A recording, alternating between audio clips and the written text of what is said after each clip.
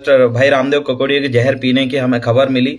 उस संबंध में आप सभी साथियों से मैं यही कहना चाहता हूं कि वन विभाग जिस तरीके से परेशान करके भाई रामदेव ककोड़िया को परेशान किया है, वैसे ही मध्य प्रदेश के कई जगह पर इसी तरीके से कई सैकड़ों किसान भाई बंधुओं को पर्स करने का काम करना है, उनको फ्रस्ट्रेशन में डालना, उनको डराना, धमकाना और जबरदस्ती इस प्रकार के कृत्य समझ में आ रहे हैं। सम्मानित साथियों, अभी चुनाव का रिजल्ट नहीं आया और इस चुनाव की इस घड़ी में आखिरकार ये बीजेपी मानसिकता के लोग किस हद तक हमारे युवाओं को और हमारे लोगों को परेशान करने के पीछे तुले हैं, आप इस चीज से अंदाजा लगा सकते हैं। आज रामदेव ककोड़िया भाई ने जहर पिया है, कीटनाशक दवाई पिया है। किस लिए? क्योंकि वन विभाग के लोगों ने उसको प्रताड़ित किया था।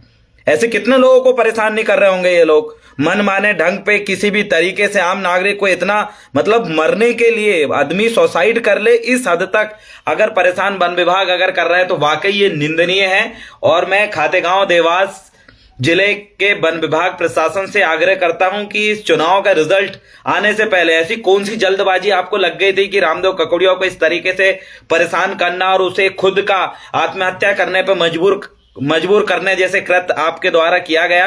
इसका पूरा मध्य प्रदेश का आदिवासी समाज, बहुजन मूवमेंट से जुड़े लोग इस चीज का हम विरोध करते हैं और हम रामदेव ककोड़िया भाई के साथ खड़े हैं और ऐसे तमाम लोगों के साथ खड़े हैं मध्य प्रदेश में जिनको जहर पीने पे ये वन विभाग के लोग मजबूर करते हैं।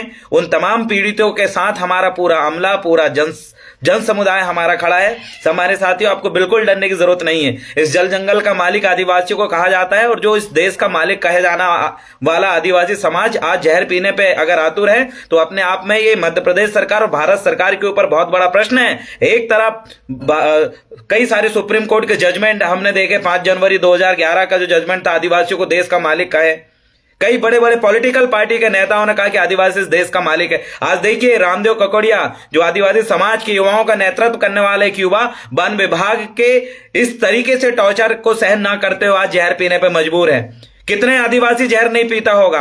और अभी ये पार्टियां बीजेपी अभी सत्ता में नहीं आई और सत्ता में आने से पहले ही भरे चुनाव में ऐसा कौन सा पौधा लगाने के लिए वन विभाग वहां पर जेसीबी लेकर पहुंच गया। ये अपने आप में एक सोचने का सवाल है साथियों। अभी ये सरकार में नहीं आए और ना आते हुए भी अभी इनकी सरकार नहीं बनी, उसके बाद भी अगर इतने परेशान कर रहे हैं तो ऐसे लोगों को और ऐसी पार्टी में घुसे हुए नेताओं को इस बारे में सोचना चाहिए। और रामदेव ककोड़िया जैसे वो सैकड़ों आदिवासी जो वन विभाग का अत्याचार को सहन कर रहे हैं, अपनी जमीन को जो है वन विभाग के जो वन विभाग है जबरदस्ती आदिवासियों की जमीन को छीन रहे हैं, ऐसे मसलों में आवाज उठाना पड़ेगा। आप तमाम क्रांतिकारी साथी जो इस वीडियो को देख रहे हैं, आप सभी से मैं आग्रह करता हूं कि हमारे क्रांतिकारी साथी रामदेव ककोड़िया ने जो जहर पिया है, ऐसे मसलों को लेकर अपने अपने स्तर पर आप आवाज उठाएं और आप सभी रामदेव के साथ खड़े हैं, ऐसा सभी साथियों को विश्वास दिलाएं। समय आने पर हम लोग जो है कानूनी रूप से एकत्रित होकर देवास में, खातेगांव में फिर उसी तरीके से हम एकत्रित होंगे जैसे हम पहले खड़े थे। जिस समय भाई रामदेव ककोड़िया का जिला बदर यही प्रशासन करने की कोशिश करी थी और हम लोगों ने कैंसिल कराने के लिए जिस तरीके से माहौल हमने बनाया था, फिर से वैसा माहौल बनाने के लिए हम लोग तैयार हैं। और जैसे भी रामदेव ककोड़िया की स्वस्थ शरीर है, इसके लिए हम प्रकृति शक्ति से यही प्रार्थना करते हैं कि जल्द से जल्द भाई स्वस्थ रहें। और उन तमाम साथियों को कहना चाहता हूं, आपको हिम्मत हारने की बिल्कुल जरूरत नहीं है। आज रामदेव ककोड़िया को इस तरीके से वन विभाग प्रशासन ने प्रताड़ित कर दिया था कि वो जहर खाने पे आतुर हो गया। ऐसे तमाम साथियों को कहना चाहता हूं, आप बिल्कुल इस तरीके से जहर का सेवन आप ना करें, आप हिम्मत रखें, हम अपनी लड़ाई को जरूर जीतेंगे। ये कितनी मनहूस सरकार है जो कितनी सत्ता में बैठकर अपने पैसे के दम पर और ईवीएम के दम पे तमाम प्रकार से जिस भी तरीके से दबाव बनाने की कोशिश करें, ऐसे लोगों को हम जरूर जवाब देंगे। सम्मानित साथियों, भाई रामदेव के साथ हम तमाम साथी खड़े हैं और मेरे पास फोन भी आ रहा है। मैं ज्यादा से ज्यादा साथियों से आग्रह करता हूं, वीडियो को ज्यादा से ज्यादा शेयर करें और तमाम लोगों तक सूचित करें कि भाई रामदेव ककोड़िया अकेला नहीं है, हिम्मत हारने की जरूरत नहीं है। घर परिवार के साथ हम खड़े हुए हैं और खातेगांव के जितने भी लोग हैं उन लोगों को भी हम सूचित करना चाहते हैं कि पहले भी हम हजारों की संख्या में एकत्रित हुए थे, अभी भी हम हजारों की संख्या में एकत्रित होने में हम लोग बिल्कुल भी ज्यादा सोच विचार नहीं करेंगे।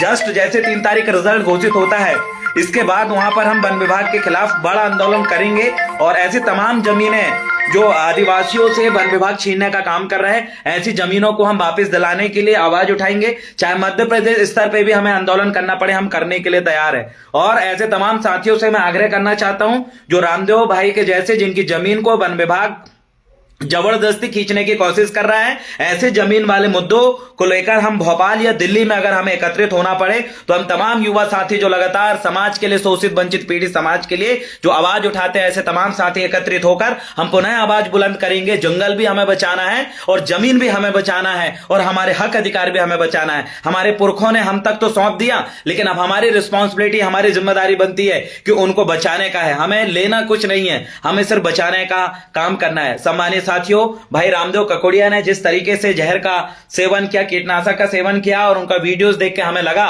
कि वाकई कई लोग ऐसे इस तरीके से परेशान होंगे और हम इनकी भावनाओं को समझते हैं। साथियों की आप बिल्कुल भी हिम्मत ना हारें आपकी जमीन की लड़ाई लड़ने के लिए।